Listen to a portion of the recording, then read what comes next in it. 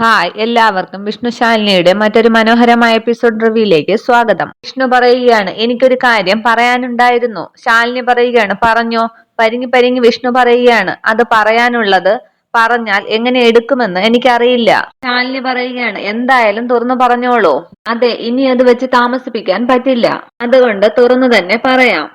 എന്ന് പറയുമ്പോൾ ആവേശം കൂട്ടുകയാണ് കമലനും. ശാലിനി വിഷ്ണു പറയാനായി തുടങ്ങുമ്പോൾ പെട്ടെന്ന് തേനീച്ചകളുടെ ഇരമ്പൽ കേൾക്കുകയാണ്.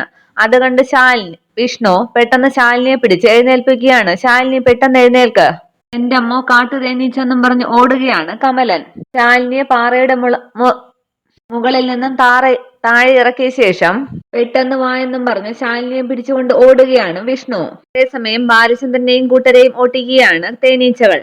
അതേസമയം ശ്യാമയുടെ ക്ലാസ് കഴിയുകയാണ്. ദാസൻ ചോദിക്കുകയാണ്, കഴിഞ്ഞോ? ഇവിടെ കഴിഞ്ഞോ ആവോ എന്ന് പറയുകയാണ് ദാസൻ. നേരം തേനീച്ചയുടെ കുത്തുകൊണ്ട് ഓടി ദാസന്റെ അടുത്തേക്ക് വരികയാണ് കമലൻ. ദാസപ്പോ ഓടിക്കോടാന്നും പറഞ്ഞ് ഓടി വരികയാണ് കമലൻ. എന്താ ഏട്ടത്തി ഇടഞ്ഞോ എന്ന് ചോദിക്കുകയാണ് ദാസൻ. ഏട്ടത്തി അമ്മ അല്ലടാ കാട്ടു തേനീച്ച എന്നും പറഞ്ഞ് തേനീച്ച കൂട്ടത്തെ ചൂണ്ടിക്കാണിക്കുകയാണ് കമലൻ. അയ്യോ മോളെ വാ, തേനീച്ച കൊത്തിക്കൊല്ലോ എന്നും പറഞ്ഞ് ശ്യാമയും പിടിച്ചുകൊണ്ട് ഓടുകയാണ് ദാസനും കമലനും. ബാലചന്ദ്രൻ ഓടുന്നുണ്ടെങ്കിലും പറയുകയാണ്, ഇവരോടൊക്കെ പറഞ്ഞാൽ മലയാളം പറഞ്ഞാൽ മനസ്സിലാകില്ലേ, ബാലചന്ദ്രനോട് കളി വേണ്ട, എന്നെയും കൂടി കൊണ്ടുപോടാന്നൊക്കെ ബാലചന്ദ്രൻ കൂട്ടുകാരോട് പറയുന്നുണ്ട്. പക്ഷെ രണ്ടുപേരും രണ്ടു വഴിക്കാവുകയാണ്.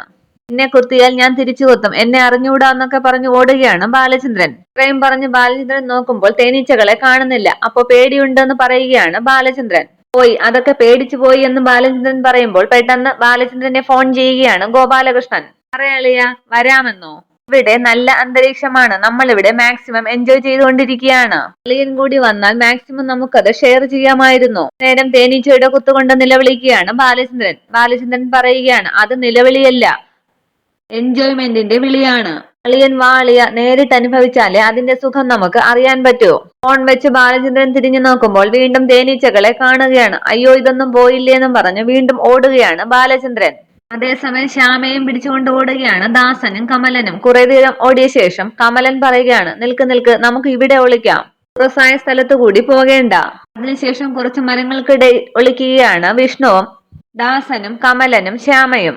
അതിനുശേഷം ഒരു അമ്പലത്തിന്റെ അടുത്തെത്തുകയാണ് വിഷ്ണുവും ശാലിനിയും. പക്ഷെ അവിടെ ഗേറ്റ് പൂട്ടിയിട്ടിരിക്കുകയാണല്ലോ എന്ന് പറഞ്ഞ് ശാലിനിയെ ഒരു മരത്തിന്റെ ചുവട്ടിൽ ഒളിപ്പിക്കുകയാണ് വിഷ്ണു.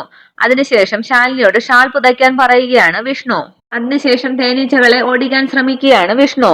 തേനീച്ചകളുടെ കുത്തു മുഴുവൻ കൊള്ളുന്നത് വിഷ്ണുവിനാണ്. അന്നേരം ആ വഴി വരികയാണ് ബാലചന്ദ്രൻ. ശാലിനിയും വിഷ്ണുവിനെയും കണ്ട് ഒളിഞ്ഞു നിന്ന് നോക്കുകയാണ് ബാലചന്ദ്രൻ. വിഷ്ണു ശാലിനിയോട് ചോദിക്കുകയാണ്, ഓക്കെ അല്ലേ? ബാലചന്ദ്രൻ പറയുകയാണ്, ഇതാ സത്യഭാമയുടെ മകൻ വിഷ്ണു അല്ലേ, കൂടെ ഏതാ ഒരു പെൺകൊച്ച്. പെട്ടെന്ന് ശാലിനിയെ കണ്ട ബാലചന്ദ്രൻ കരുതുകയാണ്, ഇതാ ശാരദാമ്മയുടെ രണ്ടാമത്തെ സന്തതിയാണല്ലോ, കൊള്ളാം, ഇത് പറ്റിയ ഒരു അവസരം തന്നെ. ചേച്ചിയുടെ അടുത്ത് നിന്ന് കുറച്ച് മൈലേജ് കിട്ടുമെന്നുള്ള കാര്യം ഉറപ്പാണ്. അളിയനെ കൊണ്ടും ചേച്ചിയെ കൊണ്ടും പറ്റാത്തത് ഞാൻ നേടിയെടുത്തു എന്ന് പറയാൻ പറ്റും. സ്വന്തം മോൻ പുണ്യാളനാണെന്നല്ലേ സത്യഭാമ ചേച്ചിയോട് പറഞ്ഞത്. അത് വേണം ഇന്ന് പൊളിക്കാൻ. സത്യഭാമയുടെ ഫോൺ നമ്പർ ചേച്ചി തന്നത് കയ്യിലുണ്ട്. നേരെ എങ്ങും വിളിച്ചു പറഞ്ഞാലോ? അല്ലെങ്കിൽ വേണ്ട, ഇനി വല്ല പ്രശ്നവുമായാലോ എന്നാലോചിച്ച് ബാലചന്ദ്രൻ പറയുകയാണ്, അല്ലെങ്കിൽ എന്ത് പ്രശ്നമുണ്ടാവാൻ, എന്റെ നമ്പർ സത്യഭാമയുടെ കയ്യിൽ ഇല്ലല്ലോ. ഇനി ട്രൂ കോളർ എങ്ങാനും. ഓ, എന്ത് ട്രൂ കോളർ? എന്നെ കണ്ടാൽ അത്യാവശ്യം തിരിച്ചറിയും എന്നല്ലാതെ എന്റെ പേര് ബാലചന്ദ്രനാണോ കൃഷ്ണചന്ദ്രനാണോ എന്നൊന്നും അവർക്കറിയില്ലല്ലോ. എന്തായാലും ഒന്ന് വിളിച്ചു കളയാം. അതിനുശേഷം സത്യഭാമയെ ഫോൺ ചെയ്യുകയാണ് ബാലചന്ദ്രൻ. ബാലചന്ദ്രൻ പറയുകയാണ്, ഹലോ നമസ്കാരം, ഇത് സത്യാമ്മയല്ലേ? അതെ, ആരാണ്? സത്യാമ്മയെ ഒരു വിവരം അറിയിക്കാൻ വേണ്ടിയാണ് ഞാൻ വിളിച്ചത്. എന്ത് വിവരം? നിങ്ങൾ ആരാണെന്ന് മനസ്സിലായില്ലല്ലോ. എന്റെ പേരും നാളുമൊന്നും മനസ്സിലാക്കണമെന്നില്ല. ഏതായാലും ഞാൻ ഈ പറയുന്നത് കേൾക്കുമ്പോൾ നിങ്ങൾക്കത്ര സുഖിച്ചെന്ന് വരില്ല. പക്ഷെ ഭാവിയിൽ നിങ്ങൾക്കത് ഉപകരിക്കുന്ന കാര്യമാണ്. ആരായി സംസാരിക്കുന്നത്? എന്നെ നിങ്ങളെന്നൊക്കെ വിളിക്കാൻ നിനക്കെന്താ അവകാശം? വെറുതെ ഉടക്കല്ലേ സത്യാമ്മേ. ആദ്യം ഞാൻ ഈ പറയുന്ന വിഷയമൊന്ന് കേൾക്ക്. നിങ്ങളുടെ പുന്നാര മോനില്ലേ വിഷ്ണു, അവനൊരു പെണ്ണിന്റെ കൂടെ ആ ക്ലീറ്റസിന്റെ റബ്ബർ എസ്റ്റേറ്റിന്റെ പരിസരത്ത് ആടിപ്പാടി നടന്ന് രസിക്കുകയാണ്. ആട്ടവും പാട്ടും മാത്രമല്ല, കണ്ണിന് കാണാൻ പറ്റാത്ത പല കാര്യങ്ങളും നടക്കുന്നുണ്ട് അവിടെ. പിന്നീട് ഇല്ലാത്തതൊക്കെ പറയുകയാണ് ബാലചന്ദ്രൻ. ദേഷ്യപ്പെട്ട് ഫോൺ കെട്ടുകയാണ് സത്യഭാമ. ഫോൺ വെച്ച ശേഷം ബാലചന്ദ്രൻ പറയുകയാണ്, ഏറ്റു, അയ്യോ ഇനി അവിടെ എന്താ എന്ന് നോക്കാം. സത്യഭാമ ജയെ വിളിച്ച് പറയുകയാണ്, വണ്ടി ഇറക്കാൻ പറയേ. നേരം ശാലിനിക്ക് ചുറ്റുമുള്ള തേനീച്ചകളെ ഓടിക്കുകയാണ് വിഷ്ണു. ബാലചന്ദ്രൻ പറയുകയാണ്, തേനീച്ചയല്ല മോനെ വരാൻ പോകുന്നത്, സാക്ഷാൽ സത്യഭാമയാണ്. കാണാൻ നീ റെഡി ആയിക്കോ. ഇനി ഇവിടെ നിൽക്കുന്നത് ബുദ്ധിയല്ല. വിഷ്ണു കണ്ടാലും സത്യഭാമ കണ്ടാലും പണിയാണ്. ഇനി അവര് തമ്മിലായിക്കോട്ടെ. ഓൾ ദ ബെസ്റ്റ് ഡാ, ശരിയാക്കി തരാമെന്നും പറഞ്ഞു പോവുകയാണ് ബാലചന്ദ്രൻ. പിന്നീട് കാണിക്കുന്നത് വീട്ടിൽ ശാരികയാണ്. ശാരിക സ്വയം പറയുകയാണ്, ഞാൻ എന്തിനാ ഫോൺ എടുത്ത് നോക്കിയത്? എനിക്ക് വല്ല കാര്യവും ഉണ്ടായിരുന്നോ? നേരം വീട്ടിലിരുന്ന് രാജീവ് ചിന്തിക്കുകയാണ്, എന്താണ് സംഭവിച്ചത്? എന്റെ ക്ലാസ് കേൾക്കാനാണോ ശാരിക വന്നത്? ഒന്നും മനസ്സിലാകുന്നില്ലല്ലോ. ശാരിക പറയുകയാണ്, സാർ എന്റെ പേര് വിളിച്ചല്ലേ? ക്ലാസ്സിലുള്ളവർ മുഴുവൻ കേട്ട് കാണും. ശ്യാമയും ഉണ്ടായിരുന്നു ക്ലാസ്സിൽ. ഈശ്വര എന്ന് വയ്ക്കുകയാണ് ശാരിക. രാജീവ് കരുതുകയാണ്, എന്തിനാണ് പേര് വിളിച്ചപ്പോഴേ അവൾ ഫോൺ കട്ട് ചെയ്തത്? ശാരിക പറയുകയാണ്, പേര് വിളിച്ചപ്പോഴേ ഞാൻ പേടിച്ചു പോയില്ലേ? അപ്പോഴല്ലേ ഇവിടുത്തെ ക്യാമറ ഓൺ ആണെന്ന് മനസ്സിലായത്. രാജീവ് കരുതുകയാണ്, ഇയാൾ എന്തിനാ എന്നെ പേടിക്കുന്നത്?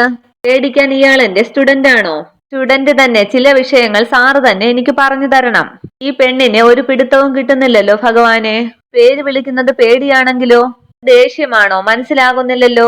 അന്നേരം ശാരിക കരുതുകയാണ്, എനിക്ക് സാറിനോട് എന്തിനാ ദേഷ്യം? അതാണ് എനിക്ക് മനസ്സിലാകാത്തത്. ഇനിയിപ്പോ എന്താ സംഭവം എന്ന് അങ്ങോട്ട് പോയി ചോദിക്കണോ ഞാൻ? വേണ്ട സാറേ വേണ്ട, വരുന്നുണ്ട് ഞാൻ അങ്ങോട്ട്. നേരിട്ട് കാണാൻ തന്നെ. അങ്ങനെ ഒറ്റയ്ക്കിരുന്ന് ആലോചിച്ചിരിക്കുകയാണ് ശാരിക. അന്നേരം ശാന്ത വന്നിട്ട് പാൽപാത്രം വെച്ചിട്ട് ശാരികയോട് പറയുകയാണ്, മോളെ ഇതങ്ങോട്ട് അകത്തേക്ക് വച്ചേക്കണേ. പിന്നീട് കാണിക്കുന്നത് കമലിനെയും ദാസനെയും ശ്യാമയുമാണ്. ദാസൻ പറയുകയാണ്, എല്ലാം പോയെന്ന് തോന്നുന്നു, വാ നമുക്ക് തിരിച്ചു പോകാം. ആകെ പരിഭ്രമിച്ച് ശ്യാമ ചോദിക്കുകയാണ്, കുഞ്ഞേച്ചിയോ? ദാസൻ പറയുകയാണ്, ചേച്ചിയും ആശാനും ഇതെവിടെയെങ്കിലും കാണും. ആദ്യം നമുക്ക് വീട്ടിൽ നോക്കാം, അല്ലെങ്കിൽ ആ വനത്തിനടുത്തുള്ള ക്ഷേത്രത്തിലുണ്ടാകും. ദേവതാ ക്ഷേത്രമോ എന്ന് ചോദിക്കുകയാണ് ശ്യാമ. ദാസൻ പറയുകയാണ്, അതെ, ആ എസ്റ്റേറ്റിനപ്പുറത്ത് കാടാണ്. അവിടെ തുടക്കത്തിൽ ഒരു ക്ഷേത്രമുണ്ട്. വെള്ളിയാഴ്ച മാത്രമേ തുറക്കൂ. ആശാനും ചേച്ചിയും അതിനകത്ത് കയറിയാൽ രക്ഷപ്പെട്ടു. ഇല്ലെങ്കിൽ കാട്ടുതേനീച്ചകൾ അവരെ കുത്തി കുത്തി ഒരു കോലമാക്കും എന്നുള്ളത് ഉറപ്പാണ്. അന്നേരം കമലൻ പറയുകയാണ്, ചേടാ കൊച്ചിനെ പേടിപ്പിക്കാതെ ആ നടക്കുമെന്നും പറഞ്ഞ് ശ്യാമയും കൂട്ടി തിരിച്ചു പോവുകയാണ് അവർ. പിന്നീട് വിഷ്ണുവിനെയും ശാലിനിയെയും ആണ് കാണിക്കുന്നത്. വിഷ്ണു ചുറ്റുമൊക്കെ നോക്കിയിട്ട് പറയുകയാണ്, ശാലിനി, തേനീച്ചകൾ പോയെന്നാണ് തോന്നുന്നത്, നമുക്ക് അങ്ങോട്ട് പോകാമെന്ന് പറയുമ്പോൾ വിഷ്ണുവിനെ ഒന്ന് ശ്രദ്ധിക്കുകയാണ് ശാലിനി. അയ്യോ, എന്താ ഇത്? തേനീച്ച കയ്യിലും കഴുത്തിലും ഒക്കെ കൊത്തിയിട്ടുണ്ടല്ലോ. ഒന്നും ശ്രദ്ധിക്കാതെ വിഷ്ണു പറയുകയാണ്, അതൊന്നും സാരമില്ല, ഞാൻ കുറച്ചു കഴിഞ്ഞിട്ട് ആശുപത്രിയിൽ പൊയ്ക്കോളാം, ഒന്നും പ്രശ്നമില്ല എന്ന് പറയുമ്പോൾ ആകെ പരിഭ്രമിച്ച് ശാലിനി പറയുകയാണ്, തേനീച്ച കൊത്തിയിട്ട് ഒന്നും ചെയ്യാതിരിക്കാനോ? ഇപ്പോഴേ എന്തെങ്കിലും ചെയ്തില്ലെങ്കിൽ അത് പ്രശ്നമാകും. എന്നെ രക്ഷിക്കാൻ നോക്കുന്നതിനിടെ സ്വന്തം കൈ ശ്രദ്ധിച്ചില്ല അല്ലേ? ഒരു മിനിറ്റ് അവിടെ ഇരിക്കെ, നോക്കട്ടെ എന്ന് പറയുമ്പോൾ വിഷ്ണു പറയാണ്, കുഴപ്പമില്ല. വീണ്ടും ശാലിനി നിർബന്ധിക്കുകയാണ്, ചെല്ലങ്ങോട്ട്. അതിനുശേഷം ശാലിനി എന്തൊക്കെ ഇലകൾ പറിക്കുകയാണ്. കൈ കാണിക്കെന്നൊക്കെ പറഞ്ഞ ആ ഇല പിഴിഞ്ഞ് ചാറ് വിഷ്ണുവിന്റെ തേനീച്ച കൊത്തിയ ഭാഗത്തൊക്കെ വെക്കുകയാണ് വിഷ്ണു. ശാലിനി ചെയ്യുന്നതൊക്കെ ശ്രദ്ധിച്ച് ശാലിനിയെ തന്നെ നോക്കിയിരിക്കുകയാണ് വിഷ്ണു. ക്ഷമത്തോടുകൂടി ശാലിനി ചോദിക്കുകയാണ്, വേദനിച്ചോ? ഇല്ലാന്ന് പറയുകയാണ് വിഷ്ണു. വീണ്ടും ശാലിനി ചോദിക്കുകയാണ്, ഞാൻ ഇയാളോടാണ് ചോദിച്ചത്, വേദനിച്ചോ? വരുത്തി വിഷ്ണു പറയാണ്, ഇല്ല, അമ്മയെ ഓർമ്മ വന്നു. ശാലിനി ചോദിക്കുകയാണ്, ഇയാൾ അനാഥനാണെന്നല്ലേ പറഞ്ഞത്? അമ്മ കൂടെ ഉണ്ടെന്ന് തന്നെ കൂട്ടിക്കോ. അമ്മമാര് ഭൂമി വിട്ടു പോയാലും മക്കളെ വിട്ട് പോകാറില്ല. നേരം ശ്യാമയും കൂട്ടി ദാസനും കമലനും അവിടെ എത്തുകയാണ്. അവരെ കണ്ട് കമലൻ പറയുകയാണ്, ദേടാ ആശാൻ. ദാസൻ ചോദിക്കുകയാണ്, അത് ശരി, നിങ്ങൾ ഇവിടെ വന്ന് ഇരിക്കുകയായിരുന്നു അല്ലേ? ഞങ്ങൾ കരുതി ഇപ്പോ വീടെത്തി കാണുമെന്ന്. അമ്മയുടെ അടുത്തേക്ക് ചെന്ന് ശാലിനി ചോദിക്കുകയാണ്, നിനക്കൊന്നും പറ്റിയില്ലല്ലോ അല്ലേ? ഒന്നും പറ്റിയില്ല. കുഞ്ഞേച്ചിക്കോ? എനിക്ക് കുഴപ്പമില്ല, കൊത്തു കിട്ടിയതൊക്കെ മറ്റൊരാൾക്കാണെന്ന് വിഷ്ണുവിനെ നോക്കി പറയുകയാണ് ശാലിനി. അന്നേരം വിഷ്ണുവിനെ നോക്കി ആശാനെ എന്ന് വിളിക്കുകയാണ് കമലൻ. വിഷ്ണു പറയുകയാണ്, കുഴപ്പമൊന്നുമില്ലടാ. ശാലിനി പറയുകയാണ്, എന്നാ പിന്നെ ഞങ്ങൾ പോവുകയാണ്, നിങ്ങൾ പോകാൻ നോക്ക്.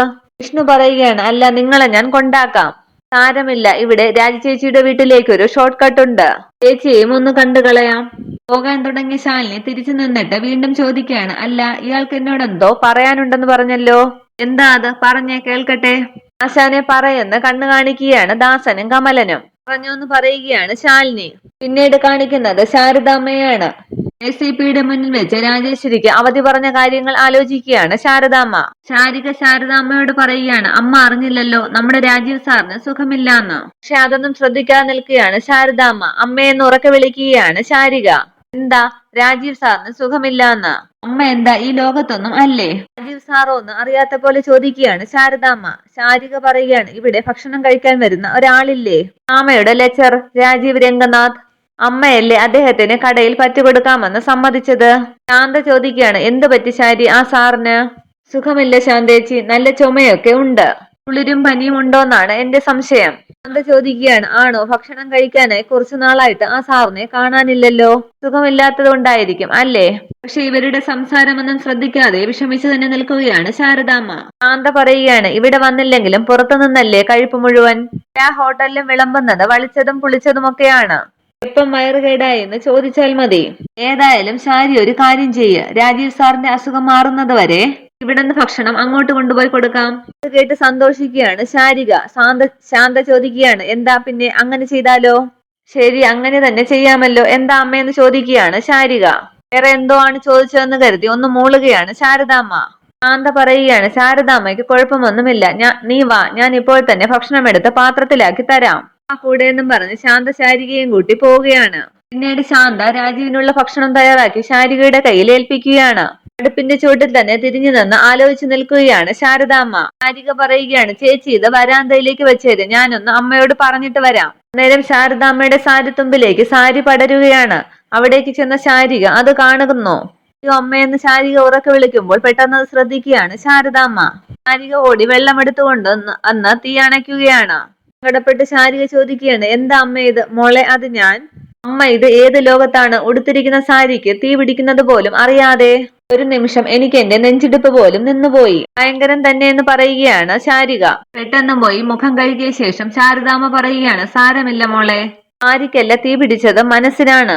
ആ തീ അണയ്ക്കാനുള്ള വഴിയാണ് എനിക്ക് പിടികിട്ടാത്തത്. എന്താണമ്മേ നെഞ്ചിലിട്ട് നീട്ടിക്കൊണ്ടിരിക്കുന്നത്? നിനക്കറിയില്ലേ രാജേശ്വരിക്ക് കൊടുക്കാനുള്ള 10 ലക്ഷം രൂപയുടെ കടം? ഒരാൾക്ക് 10 രൂപ കൊടുക്കാനുണ്ടെങ്കിൽ ഉറക്കം വരാത്ത ആളാണ് ഞാൻ.